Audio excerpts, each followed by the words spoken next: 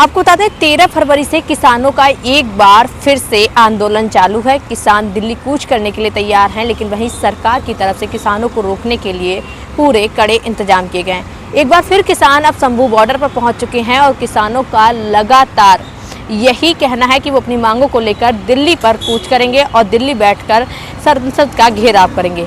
लेकिन सरकार उनको रोकने के जद्दोजहद इंतजाम किए हुए हैं।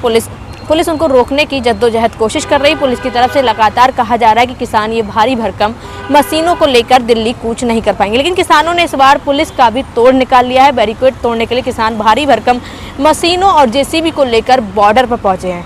किसानों को कहना है कि कल सुबह वो दिल्ली कूच करेंगे, यानी कि आज रात तक दिल्ली पहुंच जाएंगे। लेकिन वहीं सरकार और पुलिस की तरफ से उनको रोकने की पूरी कोशिश की जा रही है। केंद्रीय मंत्री अर्जुन मुंडा ने आज फिर किसानों से अपील की है कि वो उनसे बातचीत करने के लिए और उनकी मांगों को मानने के लिए तैयार हैं। आपको बता दें किसानों की 3 बैठकें हो चुकी हैं, लेकिन अभी तक कोई भी निष्कर्ष नहीं निकला है। रविवार को ही बैठक में केंद्रीय मंत्री की तरफ से किसानों को प्रस्ताव दिया गया था, जिसमें 5 साल के लिए कुछ फसलों पर एमएसपी देने की बात कही गई थी। लेकिन किसानों ने उन फसलों को एमएसपी लेने से इस प्रस्ताव को ठुकरा दिया और किसान अपनी मांगों को लेकर फिर से शंभू बॉर्डर पर बैठे हुए हैं। इस बार फिर कड़े इंतजाम किए गए हैं, लेकिन किसान भी इस बार झुकने वाले नहीं है। किसानों का कहना है कि वो दिल्ली कूच करेंगे और अपनी मांगों को मांग करेंगे। उनकी फिर वही पुरानी मांगे हैं कि सरकार उनको एमएसपी पर पूरी गारंटी दे, स्वामीनाथन की रिपोर्ट को लागू करे। उसके साथ ही उनका ये भी कहना है कि लखीमपुर खीरी में मारे गए किसानों को मुआवजा दे और पहले वाले किसान आंदोलन के तहत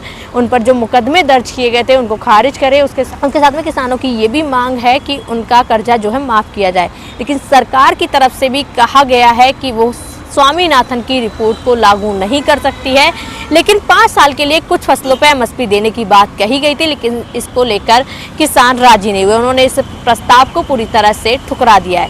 लेकिन अब इस बीच बड़ा सवाल ये बना हुआ है कि 2024 का चुनाव देखते हुए सरकार बिल्कुल नहीं चाहती कि किसान दिल्ली आकर बैठे, लेकिन वहाँ किसान भी एक बार फिर अपनी जद्दोजहद में लगे हुए हैं, दिल्ली कूच करने के लिए तैयार है। वहीं सभी बॉर्डरों पर सुरक्षा व्यवस्था के कड़े इंतजाम किए गए हैं, सुरक्षा व्यवस्था बढ़ा दी गई है और शाम तक किसान दिल्ली कूच करने के लिए तैयार होंगे।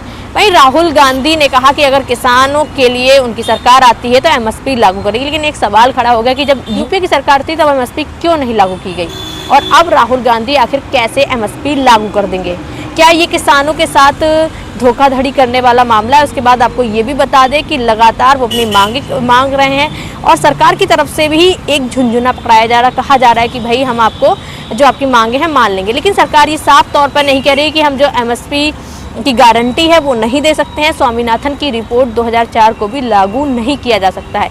आखिर अगर इस बात को सरकार की तरफ से स्पष्टीकरण दे दिया जाए तो शायद ये समस्या का समाधान निकल सकता है। लेकिन सरकार की तरफ से भी किसानों को एक झुंझुना थमाया जा रहा है, जिसकी वजह से किसान लगातार अपनी मांगे उठा रहे हैं और फिर दिल्ली कूच करने के लिए तैयार हैं। देखने वाली बात होगी कि किसान दिल्ली तक पहुंच पाएंगे या फिर इस बार भी पुलिस उन्हें शंभू बॉर्डर पर ही सीमित कर देगी।